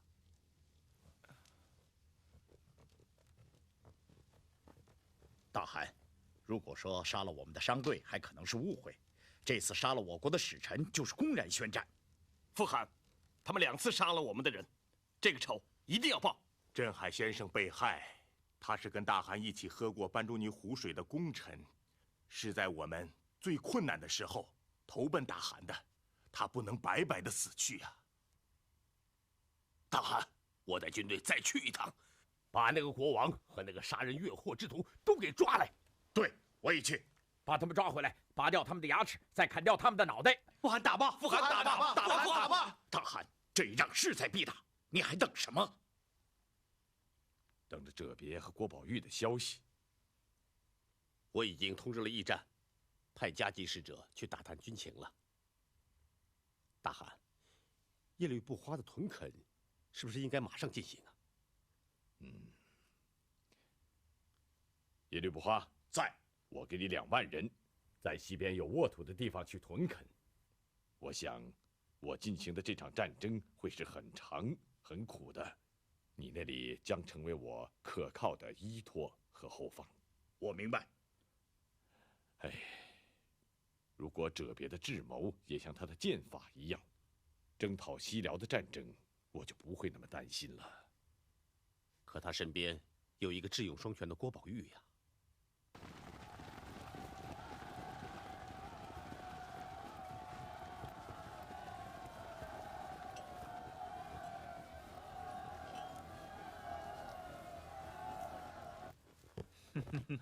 这么说，屈出律确实是死了啊！这会儿大概连尸首都被野狼吃光了。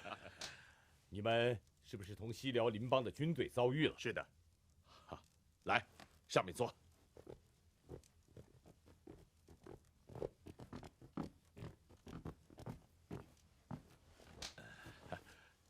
怎么样？我是说，他们是不是很强大？好像并不那么强大啊。郭宝玉将军，你认为呢？应该说，这支军队还是很强大的。如果我们不是按照大汗的战法，恐怕就回不来了。哈，我们有大汗的指挥，什么样的军队都不难战胜。好，该我们用马刀跟这些狂妄的家伙讲讲道理的时候了。召集所有的诺宴，我要召开库里台大会。是。公元1219年4月，为给无辜的商队和使者复仇，成吉思汗在沃南河老营召集诸帝、诸子、诸将，举行了高级军政会议，即库里台大会。坐下吧。情况大家都清楚了，这是关系到大蒙古荣辱成败的大事。大家都说说吧，是战，是和，还是降啊？战！黄金家族的人可以战死，却从来不会投降。对，没有别的选择了，只有用我们的弯刀去证明蒙古人的尊严。对，就是啊。我们的皮肤是黄色的，可我们的血同样是鲜红的。他们凶残地杀害了我们那么多人，我们一定要让他们为此付出应有的代价。傅汗，他们砍了我国使臣的头，要让他们受到应有的惩罚，自食他们胡作非为带来的恶果。傅汗，你年事已高，就留在沃南河畔等我们胜利班师吧。不，我要率领你们把长生天的惩罚无情地加在那些恶人的头上。成吉思汗。好，四弟帖木格，三公主阿拉赫别姬，汗兄，你们二人为大蒙古监国。在我出征期间，留给你们3000户人马镇守草原，保护乌尔朵。是。朱棣、朱子直、朱万户、千户随我出征。呼兰妃从军而行，抚慰军队，并照顾我的起居。博尔帖及朱妃都留在自己的沃尔朵内。明天清晨祭旗出征。是。大汗，大汗，臣妾有话要说。啊，都坐下。你站起来，有话请讲。大汗，但凡有生命之物，都不能久生长存。您年事已高，这次远征要翻高山、越大河，冒风霜雪雨，迎刀枪弓矢。假如您像大树一样的身躯突然倾倒，这蓟麻一般的百姓，交给谁来治理呢？叶绥，你怎么想周大汗早死呢？大汗，我姐姐不会说话，请大汗饶恕。大汗，臣以为让叶随妃把话说完，再治他罪也不迟。让他把对大汗恶毒的诅咒说完。不许这个塔塔尔女人诅咒我们的成吉思汗，连我这个叔叔还能骑马射箭，大汗会万寿无疆的。成吉思汗万寿无疆。对，万寿无疆，万寿无疆，万寿无疆。解释军，打开！有长生天的气力在我身上运行，我难道还怕一个女人诅咒我吗？叶绥，你说吧。大汗，臣妾以为，任何人都不会长生不老，只有长生天才能长生。大汗就是长生不老。对，成吉思汗长生不老，没错。大汗，您这次以花甲之年远征数载，不可不为后世着想啊！您应该在临行之前，在您的儿子之中确定一个继承人，也好让诸位子弟、全体百姓和我们这些贱婢们，都能够了解您的旨意。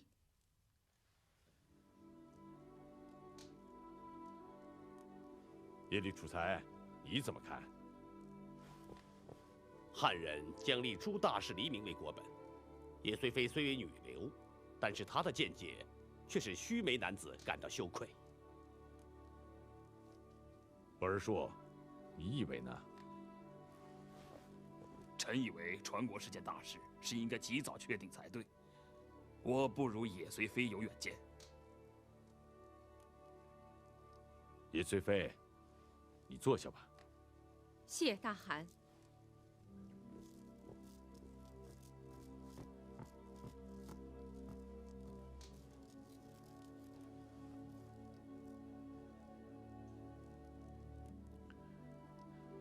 也许叶随妃说的是实话，这说不上是诅咒。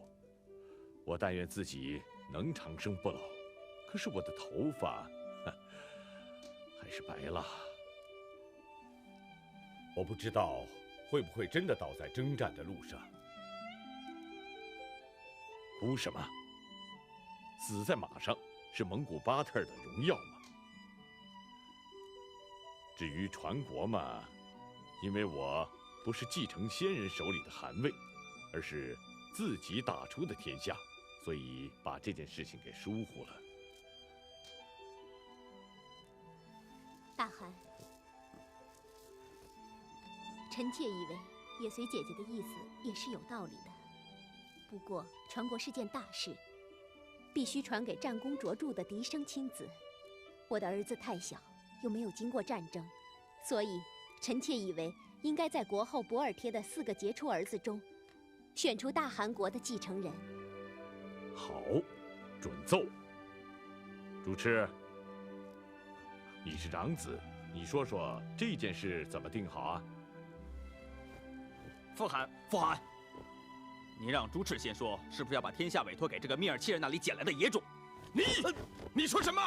我从来都没有听到傅汗对我有什么异言，父母都没有对我另眼相看，你凭什么说我是密尔契人那里捡来的野种？有个亲眼见过你出生的人对我讲的。谁？我用不着告诉你。那你就是胡说八道。我在老营见过一个脸上有刀疤的人，那个人就是你的亲生父亲。察合台，你给我住口！我不准你胡说。察合台，你要为你刚才的话付出代价。那就来吧，我还怕你吗？有什么本事？比比力气，你能战胜我吗？我不跟你比力气，那咱们就比剑法。我干嘛要同你比剑法？那咱们俩就决斗，谁输了就躺在地上，永远不要起来。我不跟你这个没有资格的密尔契人决斗。住手！傅汗，谁告诉察合台说朱赤是密尔契人的儿子？谁知道？说出来！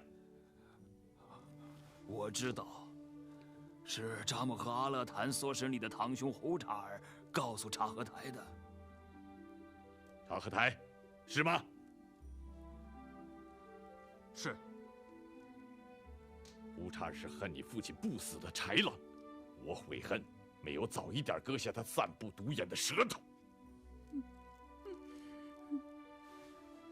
察合台王爷，我折了灭速不台，忽必来投奔你父亲的时候，你们家连喘气的养狗算在内，有生命的不足几百这个数目。我们都曾亲眼目睹了那场至今想起来都不寒而栗的变故。是的，李贤明的母亲是被人掠走过，是那场可恶的战争造成的无可奈何的不幸。察合台王爷，你怎么可以轻信仇人的谣言，信口开河？这怎么能对得起你慈爱善良的母亲呢？朱赤王爷出生那天，我就在大汗身边，我听到过扎木合对朱赤王爷血统的第一次捕风捉影的胡说。你想一想看，凡是仇恨大汗的人都希望大汗怀疑朱赤的身份，你怎么还能相信这些呢？作为外人，也许我言重了，察合台王爷，你千不该万不该当众指责你母亲悔恨终身的事情啊！让长生天哪！难道我这辈子受的罪还不够吗？我都60多岁的人了，还要用这种办法来惩罚我？嫂子，母亲，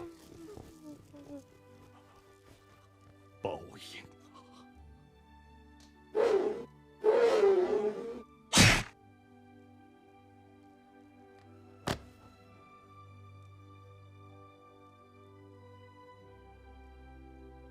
傅汗，儿臣知错，儿臣错了。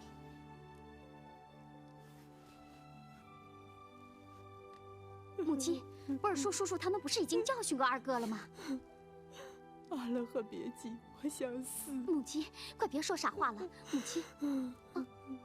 母亲，我也许在密尔契人抢去的时候死了就好了。母亲，母亲，母亲，母亲，都给我出去！哥哥，就连我这个做妹妹的都听天目龙姑姑说过，在傅寒没有立国以前，母亲就从富庶的洪吉拉部嫁了过来。他们同生死，共患难，从来没有左顾右盼、三心二意。母亲用衣袖当枕头，用衣襟当手巾，拿草根当食物，宁肯自己忍饥挨饿，也让我们吃饱穿暖。这些，你们作为年长的哥哥，比我要更清楚。那为什么还要伤母亲的心呢？母亲，您别伤心了，是儿子错了。母亲，我作为长子，没有能够尽孝心保护母亲，反而被权力迷住了心窍，和察合台相争，我辜负了您对我的厚爱，是儿子错了。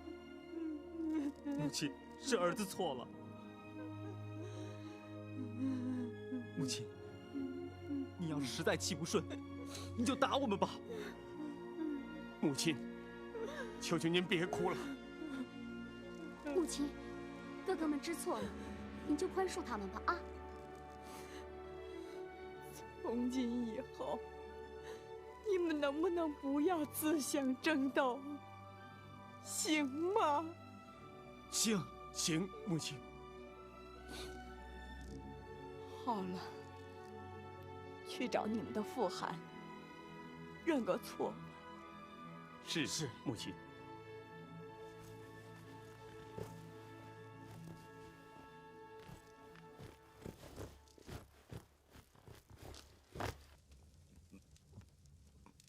再逃。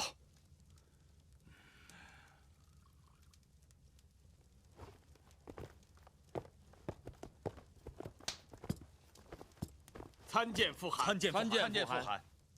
傅寒，我不该说那些道听途说的混账话，我错了。不，傅寒，我作为兄长先动手，有负傅寒的一向厚望，是我的错。我不要听你们这些空话。正好你们4个都来了，说说关于立嗣的看法。察合台，你说说。是。朱赤在我们4子当中，年龄最长，论战功和能力也比我强。我愿和大哥一起，为傅寒效力，打破那些在两军阵前躲避者的头颅，砍断那些在冲锋时落后者的脚跟。至于寒位继承人，我觉得窝阔台为人敦厚，就让他留在傅寒身边，接受继位的教育吧。朱赤，你的意思呢？我愿意在傅寒的鞍前冲杀效力，就让窝阔台继承汗位吧。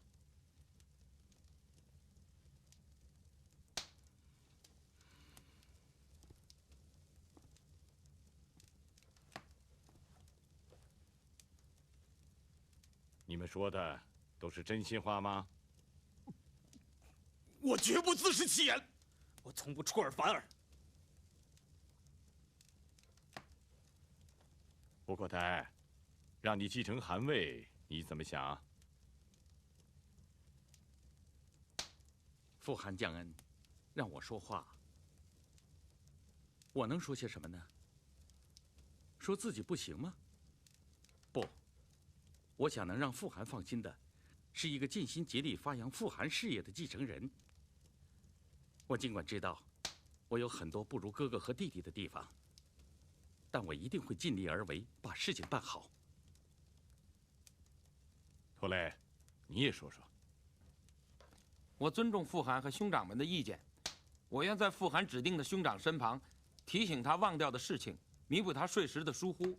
我愿做他应声的随从，去做他策马的长鞭，去为他长行征进，去为他短兵相接。那好，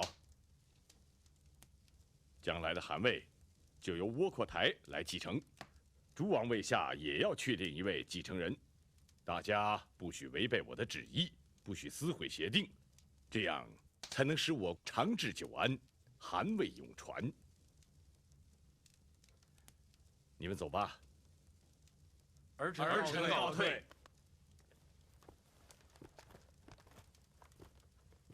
傅寒，我担心一件事。什么事啊？如果将来我的子孙后代中出现一些无能之辈，野兽能够在他的面前横越，老鼠也敢在他的身后穿行，这样不肖之辈如何能委以重任？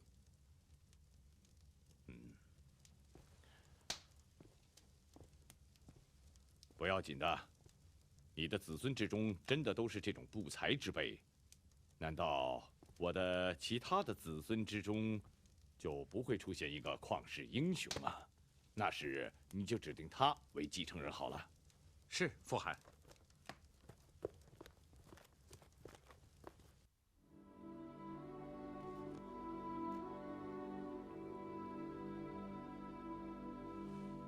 是铁木真吗？哎，听说你又要去打仗了。他这阵子挺明白，你有话就赶快说吧。母亲，儿子要出征了。出征？乃蛮人、西夏人、维吾尔人，还有一个什么？阿里玛丽。哈拉鲁，不是都归顺了吗？这次要去攻打的不是他们，你知道吗，妈妈？这次要对付新的敌人，他们很强大，有很多的军队。为什么要打仗？我不问你，你做事总有道理。我只觉得路那么遥远，对方又那么强大，这一仗还不得打10年8年的？母亲，你父亲被塔塔尔人毒死，太赤乌人又抛弃了我们母子9人。那是多么遥远的事啊！我总算也给耶稣盖培育了5个儿子，5个英雄的儿子。野菜野果子还能养活9口人。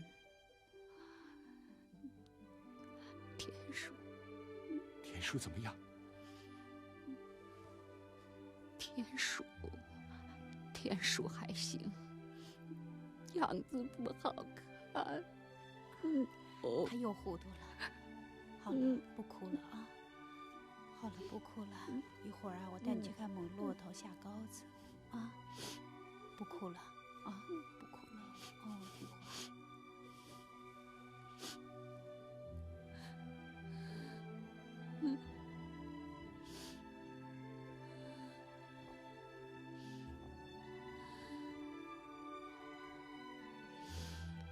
何德安，你是我们一家的恩人，我把母亲交给你了。真若是我或者母亲有那么一天不能相见的时候，你就替我给他老人家送终吧。大汗，你就放心的走吧，我会一辈子陪着他，守在他身边的。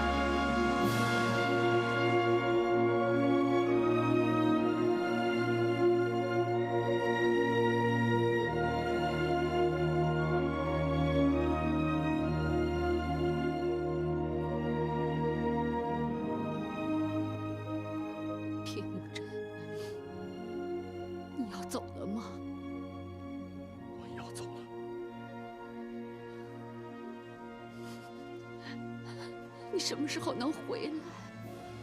用不了多久，我就会回来的。